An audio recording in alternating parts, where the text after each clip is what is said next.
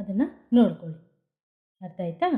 ಇದು ಚಿಗುರು. ನಾವು ಚಿಗುರು ಲೆಸನ್ನ ಓದೋಣ ಮತ್ತು ಅರ್ಥವನ್ನು ಸಹ ತಿಳ್ಕೊಳ್ಳೋಣ. ಇದರಿಂದ ನಮಗೆ ಕ್ವಶನ್ ಆನ್ಸರ್ಗೆ ತುಂಬ ಈಸಿ ಆಗುತ್ತೆ.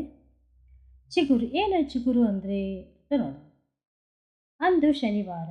ಅವತ್ತಿನ ದಿವಸ ಯಾವುದು? ಶನಿವಾರ. ಸಂಪಾದಕ ಮಂಡಳಿಯವರು ವಿದ್ಯಾರ್ಥಿಗಳಿಂದ ಬಂದ ಲೇಖನಗಳನ್ನು ಪರಿಶೀಲಿಸಿದರು. ಲೇಖನಗಳು ಅಂದರೆ ನಾವು ನ್ಯೂಸ್ ಪೇಪರಲ್ಲಿ ಆರ್ಟಿಕಲ್ಸ್ ನೋಡ್ತೀವಲ್ವ, ಚಿಕ್ಕ ಚಿಕ್ಕ ಆರ್ಟಿಕಲ್ಸು, ಅದನ್ನು ನಾವು ಲೇಖನಗಳು, ಅದು ಯಾರು ಬರೆದಿರೋದು? ಮಕ್ಕಳು ಬರೆದಿರೋದಾಗಿರ್ಬೋದು, ಮಕ್ಕಳು ಡ್ರಾಯಿಂಗ್ ಮಾಡೋದಾಗಿರ್ಬೋದು, ಅದನ್ನು ನಾವು ಲೇಖನಗಳು ಅಂತ ಕರಿಬೋದು. ಉತ್ತಮ ಲೇಖನಗಳನ್ನು ಆಯ್ದು ಪತ್ರಿಕೆಯನ್ನು ಸಿದ್ಧಪಡಿಸಿ ಪ್ರಕಟಿಸಿದರು. ಅದರಲ್ಲಿ ಯಾವುದು ಚೆನ್ನಾಗಿದೆ ಅದನ್ನು ಮಾತ್ರ ತಗೊಂಡು ಏನು ಮಾಡಿದ್ರು, ಅವರು ಒಂದು ಪತ್ರಿಕೆಯಲ್ಲಿ ಅವರು ಪ್ರಕಟಿಸ್ತಾರೆ. ರಾಧಾ ಪತ್ರಿಕೆಯನ್ನು ನೋಡಿದಳು. ಫಸ್ಟ್ ಯಾರು ನೋಡಿದ್ದು ಪತ್ರಿಕೆಯನ್ನು? ರಾಧಾ ಪತ್ರಿಕೆಯನ್ನು ಫಸ್ಟು ನೋಡ್ತಾಳೆ.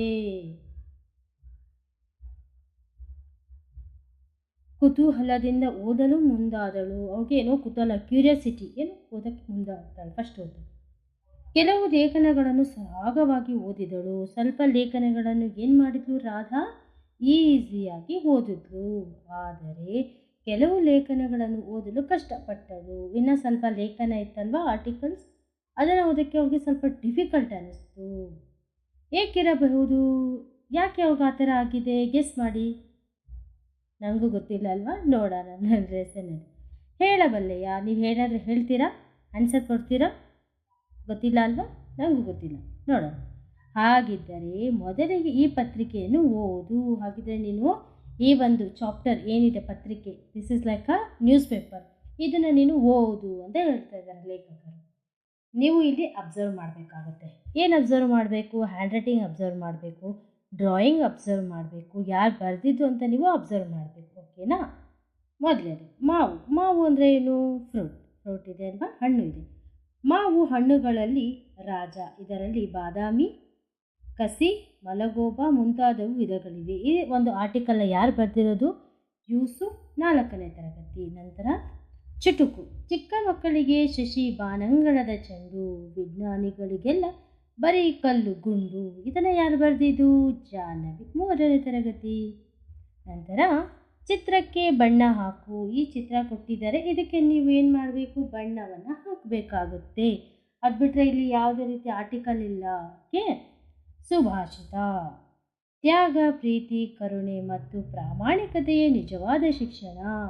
ಈ ಒಂದು ಯಾರು ಹೇಳಿದ್ದು ಇದನ್ನು? ಸ್ವಾಮಿ ವಿವೇಕಾನಂದ ಅವರು. ಇದನ್ನು ಯಾರು ಬರೆದಿದ್ದು? ಜಾವೇದ್, 5ನೇ ತರಗತಿ ಅಲ್ವಾ? ನಂತರ ನುಡಿಗಟ್ಟು ಅರ್ಥ. ಎಳ್ಳಷ್ಟು ಅತ್ಯಲ್ಪ, ಕಂಬಿ ಕೀಳು, ಓಡಿ ಹೋಗು. ಇದನ್ನು ಯಾರು ಹೇಳಿದ್ದು? ವಿವೇಕ್, 5ನೇ ತರಗತಿ. ಅದೇ ರೀತಿಯಾಗಿ ಇಲ್ಲಿ ಗುಣಲಬ್ಧಗಳು ಮತ್ತು ಇಲ್ಲಿ ಪಕ್ಷಿಗಳ ಒಂದು ವ್ಯತ್ಯಾಸ, ಡಿಫ್ರೆನ್ಸ್ ಕಂಡುಹಿಡಿಯೋದು.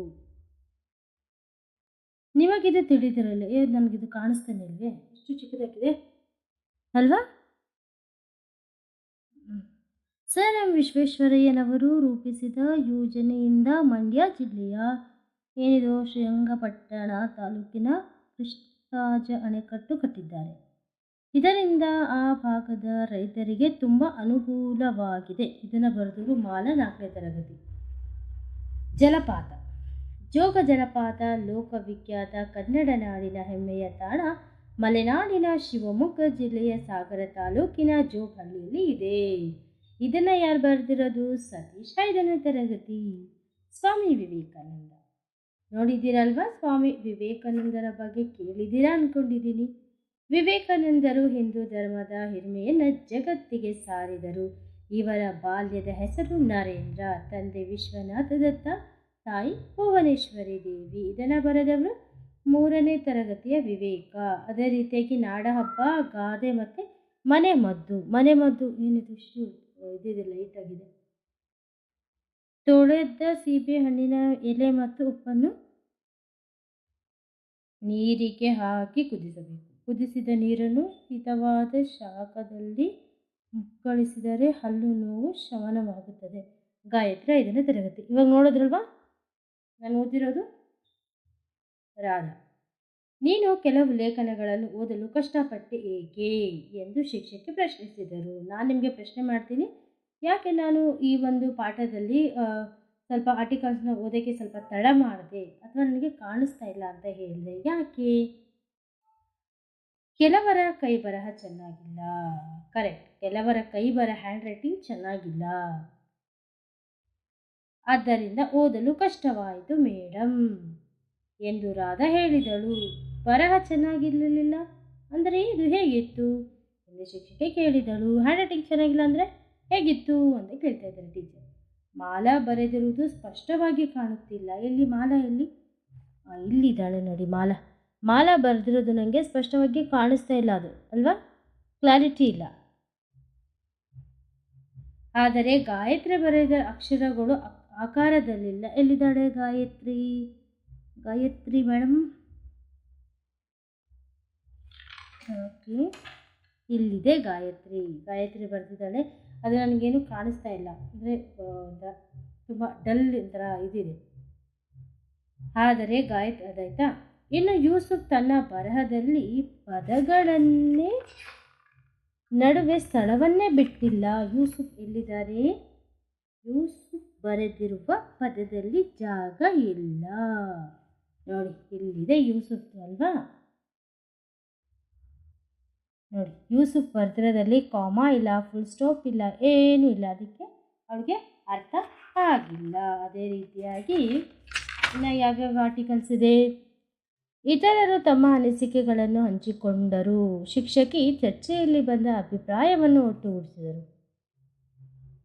ಬರವಣಿಗೆಯು ಚೆನ್ನಾಗಿರಬೇಕಾದರೆ ಅದು ಹೇಗಿರಬೇಕು ಎನ್ನುತ್ತಾ ಮಕ್ಕಳಿಗೆ ತಿಳಿಸುತ್ತಿದ್ದರು. ಹ್ಯಾಂಡ್ ರೈಟಿಂಗ್ ಚೆನ್ನಾಗಿರಬೇಕು ಅಂದರೆ ಏನು ಮಾಡಬೇಕು? ಏನು ಸರ್ಕಸ್ ಏನು ಮಾಡಬಾರ್ದು, ಇರೋದರಲ್ಲಿ ಸ್ವಲ್ಪ ಇಂಪ್ರೂವ್ಮೆಂಟ್ ಮಾಡ್ಕೊಳ್ಳೋದು ಸರಿ ಹೋಗುತ್ತೆ. ನೋಡೋಣ.